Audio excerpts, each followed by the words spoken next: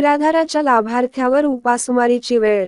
हदगाव तालुक्यातील राष्ट्रीय कुटुंब अर्थसहाय्य व निराधार योजना वयोवृद्ध तसेच निवृत्त व्यक्ती या योजनेअंतर्गत मिळणारे मानधन गेल्या 7 ते 8 महिन्यापासून न मिळाल्यामुळे लाभधारकावर उपासमारीची वेळ आली आहे, असे निराधार महिलांनी माध्यमांशी बोलताना सांगितले आहे.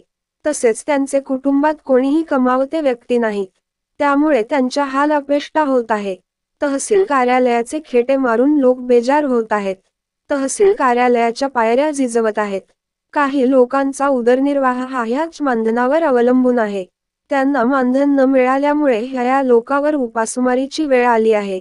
त्यामुळे आज हदगाव येथील तहसील कार्यालयावर वंचित बहुजन युवा आघाडीच्या वतीने निराधाराचा मोर्चा काढण्यात आला होता.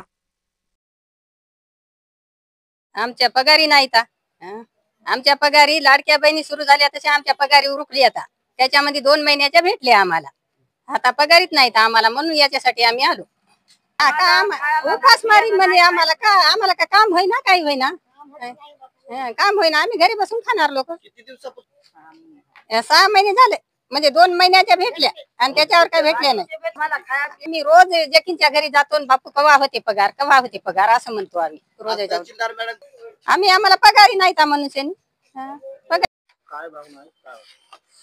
आज तहसील कार्यालय येथे सर्व वयोवृद्धांना मी घेऊन आलेलो आहोत.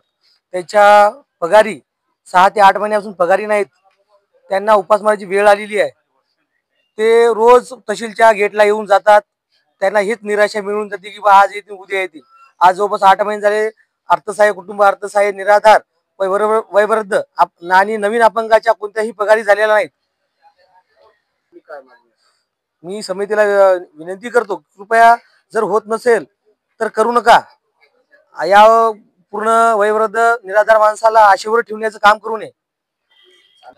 नाही, या लाडकी बहिणीचा डेमो जे झालेला आहे त्या लाडकी बहिणीच्या योजनेच्या अंतर्गत या वयोवृद्धाचा कोणताही पगार झाला नाही. पुरं वयोवृद्ध निराधार यांना उपासमारीची वेळ आलेली आहे.